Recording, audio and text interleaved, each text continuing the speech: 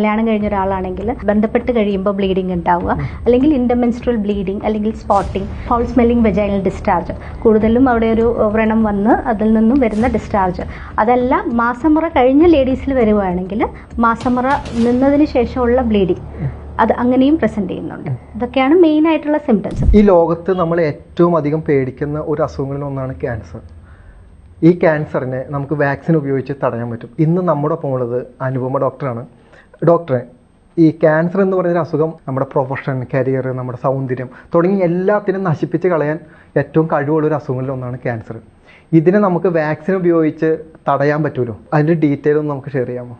ഓരോ 5 മിനിറ്റിലും ഒരു ജീവൻ cancer related, അതായത് HPV സംബന്ധമായ ക്യാൻസർ റിലേറ്റഡ് ആയിട്ട് ഓരോ ജീവൻ പൊലിയുന്നു. അതാണ് കണക്കുകൾ പറയുന്നത്. സ്ത്രീകളിൽ സർവ്വസാധാരണമായിട്ട് കണ്ടുവരുന്ന ഒരു ക്യാൻസറാണ് HPV റിലേറ്റഡ് ആയിട്ടുള്ള ക്യാൻസർ. ഇത് കോസ് ചെയ്യുന്നത് വെറും ഒരു വൈറസ് കൊണ്ടാണ്, അതായത് human papilloma virus, HPV virus. So ഇത് എന്ന് പറയുന്നത് ഒത്തിരി വെറൈറ്റി ഉണ്ട്, അറൗണ്ട് 200 സ്ട്രെയിൻസ് എന്ന് വേണമെങ്കിൽ പറയാം. സോ അതിൽ തന്നെ ലോ റിസ്ക് ഉണ്ട്, ഹൈ റിസ്ക് ഉണ്ട്. ഹൈ റിസ്ക് വെറൈറ്റിയാണ് നമ്മുടെ ക്യാൻസർ കോസ് ചെയ്യുന്നത്. സോ ഈ ഒരു ക്യാൻസർ വാക്സിൻ കൊണ്ട് നമുക്ക് ഈ ഒരു അർബുദത്തെ നമുക്ക് തടയാൻ പറ്റും, മുളയിലേ തടയാൻ പറ്റും. HPV റിലേറ്റഡ് വാക്സിൻ, അത് വളരെ കുട്ടികളിൽ ചെറുപ്രായത്തിൽ തന്നെ നമുക്ക് കൊടുക്കാൻ പറ്റുന്ന ഒരു വാക്സിനാണ് HPV വാക്സിൻ. അപ്പോൾ നമ്മൾ ഈ വാക്സിൻ എടുക്കാൻ വേണ്ടിയിട്ട് നമ്മൾ പ്രത്യേകിച്ച് ടെസ്റ്റുകളൊന്നും ചെയ്യേണ്ട ആവശ്യമില്ല. നമുക്ക് അതിന് മുമ്പേ ഏതൊരു വ്യക്തിക്കും സ്വീകരിക്കാൻ പറ്റുന്ന വാക്സിൻ, ആർക്ക് വേണമെങ്കിലും ആ ഒരു വാക്സിൻ കൊടുക്കാം. അതിന് കുറച്ച് കോൺട്രാൻഡിക്കേഷൻസ് ഉണ്ട്, അത് ഞാൻ പറഞ്ഞു തരാം. പക്ഷേ ഏത് ചെറിയ കുട്ടികളിൽ 9 വയസ്സ് തൊട്ട് 14 വയസ്സിൽ അത് റെക്കമെൻഡഡ് ആണ്. ഇന്ന് ലോകാരോഗ്യ സംഘടന മാത്രമല്ല, നമ്മുടെ ഇന്ത്യൻ മിനിസ്ട്രി ഓഫ് വെൽഫെയർ അതിലും പിന്നെ ഗവൺമെൻറ് ഓഫ് ഇന്ത്യ അത് യൂണിവേഴ്സൽ ഇമ്മ്യൂണൈസേഷൻ പ്രോഗ്രാം ഷെഡ്യൂളിൽ ഈ വാക്സിൻസ് ഉൾപ്പെടുത്തിയിട്ടുണ്ട്. അതൊരു ക്യാൻസർ വാക്സിൻ തന്നെയാണ്. ഈ സെർവൈക്കൽ ക്യാൻസർ സ്ത്രീകളിൽ മാത്രമാണ് കാണുന്നത്? സെർവൈക്കൽ ക്യാൻസർ സ്ത്രീകളിൽ മാത്രമാണ്. അതായത് സെർവൈക്കൽ ക്യാൻസർ എന്ന് വെച്ചാൽ മലയാളത്തിൽ നമ്മൾ പറയുക ഗർഭാശയ ഗള ക്യാൻസർ. ഗർഭാശയം എന്ന് പറഞ്ഞാൽ യൂട്രസിൻ്റെ നെക്ക് അല്ലെങ്കിൽ ഫേസ്, നമ്മൾ ഇതിന് പറയുന്നത് ഗർഭാശയ ഗളം എന്നാണ്. അപ്പോൾ അത് സ്ത്രീകളിൽ മാത്രമാണ് കണ്ടുവരുന്നത്. പക്ഷേ HPV റിലേറ്റഡ് എന്ന് പറയുമ്പം HPV വൈറസ് സെക്ഷുവലി ട്രാൻസ്മിറ്റഡ് ആയിട്ട് വരുന്നതാണ്. Skin to skin contact, sexually ആക്റ്റീവായിട്ടുള്ള ഒരു ആൺകുട്ടിയിലോ അല്ലെങ്കിൽ പെൺകുട്ടികളിലും വരുന്ന ഒരു കണ്ടീഷനാണ് HPV റിലേറ്റഡ് ആയിട്ടുള്ള ഒരു ഇൻഫെക്ഷൻ. അപ്പം അത് ബോയ്സിലും വരാം, ഗേൾസിലും വരാം. പക്ഷേ സെർവൈക്കൽ ക്യാൻസർ ഓൺലി ഗേൾസിലാണ് വരുന്നത്. ഈ ബോയ്സിൽ വരുമ്പോൾ അത് എങ്ങനെയാണ് അവരെ എഫക്ട് ചെയ്യുക? ഇപ്പം പെൺകുട്ടികളിലാണെങ്കിൽ സെർവിക്സ് മാത്രമല്ല, vulva, vagina, even anal, throat, അതായത് സെക്ഷലി റിലേറ്റഡ് ആയിട്ടുള്ള ഡിസീസ് ആയതുകൊണ്ട് ഏനൽ, ത്രോട്ട് ക്യാൻസേഴ്സ് എല്ലാം വരും. ആൺകുട്ടികളിലാണെങ്കിൽ ഈവൻ പിനൈൽ ക്യാൻസേഴ്സ്. അപ്പം ക്യാൻസേഴ്സ് മാത്രമല്ല, HPV സംബന്ധമായ ഇൻഫെക്ഷനുകളും ഒരു ആളുടെ once in a lifetime ഒരാളിൽ ഈ HPV റിലേറ്റഡ് ആയിട്ടുള്ള ഇൻഫെക്ഷൻ വരും. മെജോറിറ്റി ഓഫ് കേസസിലും വരും. പക്ഷേ അത് ഒരു ജീവിതത്തിൽ വന്നു കഴിഞ്ഞാൽ ഒരു വിത്തിൻ 1 to 2 ഇയേഴ്സ് അത് സ്പോണ്ടേനിയസ്ലി റിഗ്രസ് ആയി പോകും. അപ്പം നമ്മളത് അറിയുന്നില്ല. പക്ഷേ അതിൻ്റെ ഒരു ചെറിയൊരു ശതമാനം, ഒരു 5% ഓഫ് കേസസ് ചിലപ്പോൾ അതങ്ങ് പെർസിസ്റ്റ് ചെയ്യും. അത് precancerous stage followed by ഒരു ക്യാൻസറിലേക്ക് അത് ഡെവലപ്പ് ചെയ്യാം. അത് ഒരു 10 to 20 ഇയേഴ്സ് മേ ബി അതിനൊരു കാലയളവിലായിരിക്കും അത് പ്രോഗ്രസ് ചെയ്ത് ക്യാൻസർ ആവുന്നത്. അതുകൊണ്ട് better will be prevention by taking vaccine. പിന്നെ ഇൻ ബിറ്റ്വീൻ നമ്മൾ ഒരു സ്റ്റേജിൽ നമുക്കതിന് സ്ക്രീനിങ് ടെസ്റ്റുകളുണ്ട്. അതിനിപ്പോൾ റിക്കമെൻഡേഷൻ പറയുന്നത് HPV DNA ടെസ്റ്റിംഗ് തന്നെയാണ്. പാപ്സ്മിയർ എന്നൊക്കെ കേട്ടിട്ടില്ലേ? അപ്പം അതുപോലെ HPV DNA ടെസ്റ്റിംഗ് അല്ലെങ്കിൽ പാപ്സ്മിയർ, അതില്ലാത്ത ഇടങ്ങളിൽ പാപ്മിയർ സൈറ്റോളജി ചെയ്യാം. അങ്ങനെ ഇതിനെ നമുക്ക് ഏർലി തന്നെ ഡിറ്റക്ട് ചെയ്യാൻ പറ്റിയൊരു ക്യാൻസറാണ് സെർവൈക്കൽ ക്യാൻസർ. ഏത് സ്റ്റേജിലെത്തിയിട്ടാണ് ഇത് റിമൂവിങ് എന്നൊരു പ്രോസസ്സിലോട്ട് വരുന്നത്? ഇനീഷ്യൽ സ്റ്റേജസ്, അതായത് സ്റ്റേജ് 1, 2 ഒക്കെ ആയി കഴിയുമ്പോൾ നമ്മളത് എന്താ പറയുക, ക്യാൻസർ സർജിക്കലി നമുക്ക് എമനബിൾ ആയിട്ട് വരില്ല. ഇനീഷ്യൽ സ്റ്റേജസിൽ നമുക്കത് സർജറി അല്ലെങ്കിൽ പ്രീ ക്യാൻസറസ് ആയിട്ടുള്ള കണ്ടീഷനിൽ ചെറിയ പ്രൊസീജിയേഴ്സ് ഒക്കെ ഉണ്ട്, സർജിക്കൽ പ്രൊസീജിയേഴ്സ്. അതൊക്കെ വെച്ചിട്ട് നമുക്കത് ക്യൂറബിൾ ആണ്. ഇതിൻ്റെ ലക്ഷണങ്ങൾ എന്തൊക്കെയാണ്? സെർവൈക്കൽ ക്യാൻസറിൻ്റെ ലക്ഷണങ്ങൾ എന്ന് പറഞ്ഞു കഴിഞ്ഞാൽ ചെറുപ്രായത്തിലല്ല, ഇതൊരു 35 to 55 പിന്നെ 65 ഇയേഴ്സ്, രണ്ട് ഇതായിട്ടാണ് ഇത് പറയുന്നത്.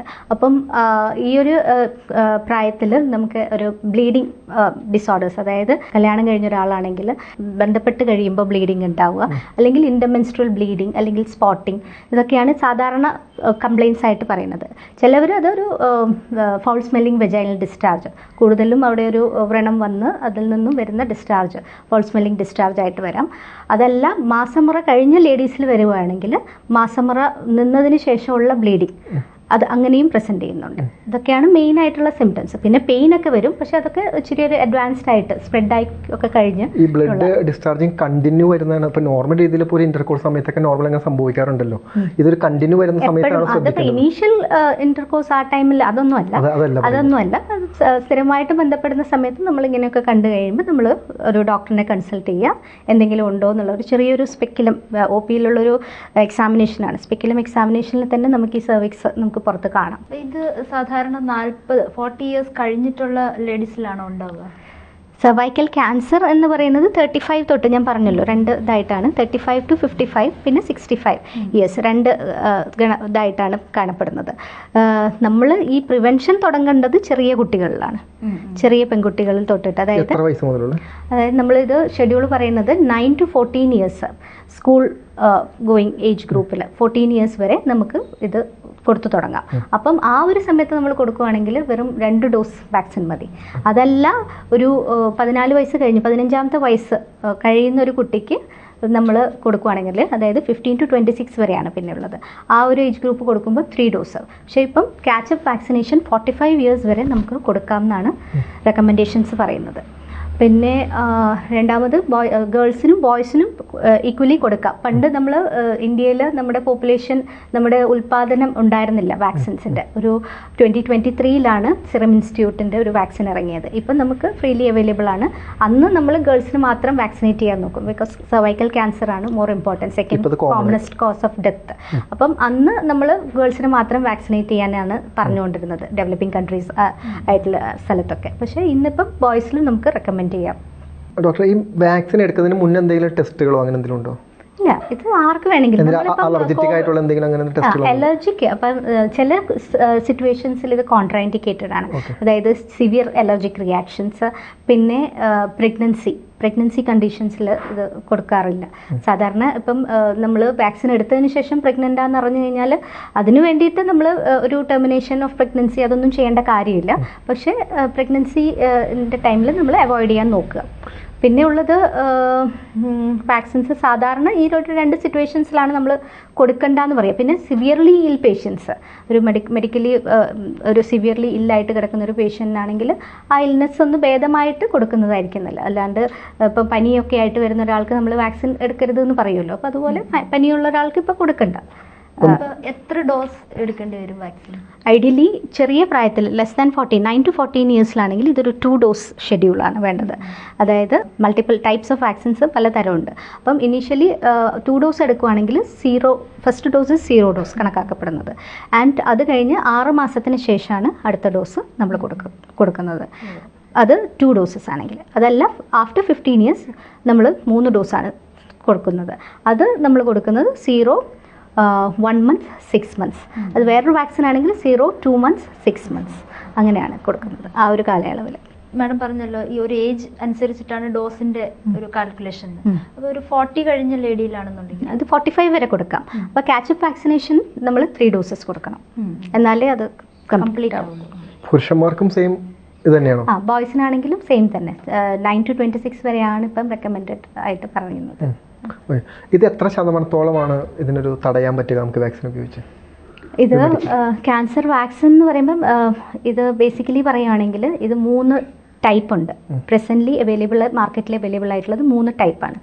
ഒന്ന് 2, അതായത് സെർവാരിക്സ് എന്ന് പറയും. അപ്പോൾ അതായത് 2 സ്ട്രെയിൻസ് ഓഫ് HPV വൈറസ്, അതായത് 16 and 18. അതാണ് ഒരു 90% cases of cervical cancer cause ചെയ്യുന്ന വൈറസ്. അപ്പം അതെടുക്കുന്ന ഒരാൾക്ക് 83% ആണ് ഇതിൻ്റെ ഒരു കവറേജ് അവർ പറയുന്നത്. ഒരു എന്താ പറയുക, എത്രത്തോളം കവർ ചെയ്യാമെന്ന് പറഞ്ഞാൽ 83% പഠനങ്ങൾ അങ്ങനെയാണ് പറയുന്നത്. സെക്കൻഡ് ടൈപ്പ് ഓഫ് വാക്സിന് ക്വാഡ്രിവാലൻറ്റ് വാക്സിൻ ഉണ്ട്. അതായത് 4 സ്ട്രെയിൻസ് ഓഫ് വൈറസിനെ ഇത് ടാർഗറ്റ് ചെയ്യുന്നുണ്ട്.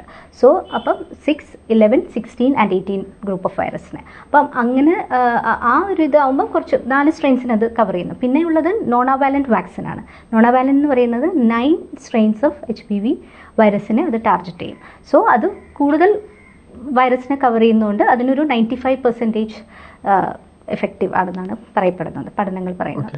ഇത് നമ്മൾ ഈ HPV വൈറസ് മാത്രമാണ് പ്രിവെൻഷൻ, അതോ അതുമായിട്ട് റിലേറ്റഡ് ആയിട്ടുള്ള വേറെ എന്തെങ്കിലും അസുഖങ്ങൾ പ്രിവെൻഷൻ ഉണ്ടോ? അതായത് ഇതൊരു വൈറൽ റിലേറ്റഡ് ആയിട്ടുള്ള HPV കോസ് ചെയ്യുന്ന എല്ലാ ഇപ്പം HPV സംബന്ധമായ സ്മോൾ ഇൻഫെക്ഷൻ ഞാൻ പറഞ്ഞല്ലോ, ജെനൈറ്റൽ വാർട്ട്, അപ്പം വാർട്ട് പ്രിവെൻറ്റ് ചെയ്യാം. പിന്നെ HPV റിലേറ്റഡ് ആയിട്ടുള്ള പിന്നെ വൾവ, ലേഡീസിൽ തന്നെ വൾവൽ, വെജൈനൽ, പിന്നെ ഏനൽ, ത്രോട്ട് ആൻഡ് ബോയ്സിലാണെങ്കിൽ പിനൈൽ ക്യാൻസേഴ്സ്, ഇതെല്ലാം ഇത് പ്രിവെൻറ്റ് ചെയ്യും. കാരണം ഹൈ റിസ്ക് ഗ്രൂപ്പാണ് ഞാൻ പറഞ്ഞത്, ആ വെറൈറ്റി ഓഫ് വൈറസിനെ ഇതെല്ലാം ഇത് കവർ ചെയ്യും. ഇതെല്ലാം പ്രിവെൻറ്റബിൾ ആണ്. നമുക്കൊരു ഫസ്റ്റ് സ്റ്റേജ് കഴിഞ്ഞ ആളുകൾക്ക് ഇത് ചെയ്യാൻ സാധിക്കുമോ? പ്രിവെൻഷൻ എന്ന് പറയുന്നത് ഒരു പ്രൈമറി ലെവലിലാണ്. സെക്കൻഡറി ലെവലിൽ സ്ക്രീനിങ് ടെസ്റ്റ് ഉണ്ട്. അതായത് ഇപ്പം നമ്മളിപ്പോൾ ഒരു പാപ്സ്മിയർ ചെയ്തു, അബ്നോർമൽ പാപ്സ്മിയർ വന്നു, അല്ലെങ്കിൽ HPV ടെസ്റ്റ് ചെയ്തു, HPV പോസിറ്റീവായി വന്നു. അപ്പം നമ്മൾ ചോദിക്കും വാക്സിൻ എടുക്കാമോ? എടുക്കാം, കൊടുക്കുന്നതിന് കുഴപ്പമില്ല. കാരണം ഇന്ന് ഇപ്പം HPV ആണ്, ഇന്ന് സ്ട്രെയിൻ ആണെങ്കിൽ ബാക്കി സ്ട്രെയിൻസിനെ അത് കവർ ചെയ്യും. അപ്പോൾ കൊടുക്കുന്നതിനെ കൊണ്ട് കുഴപ്പമില്ല. ഈ ഒരു ഏജ് ഗ്രൂപ്പിലാണെങ്കിൽ കുഴപ്പമില്ല. പോസിറ്റീവ് ആയിട്ടുള്ള ആൾക്കാർക്ക് നമ്മൾ അബ്നോർമൽ പാപ്സ്മിയർ ആയിട്ടുള്ള ആൾക്കാർക്കും പിന്നെ HPV പോസിറ്റീവായിട്ട് കണ്ടുവരുന്ന ആൾക്കാർക്കും നമ്മൾ കൊടുക്കാറുണ്ട്, ഡോസ് കൊടുക്കാറുണ്ട്. ഈ ഒരു ഏജ് ഗ്രൂപ്പിലുള്ള ബിഫോർ 45 years.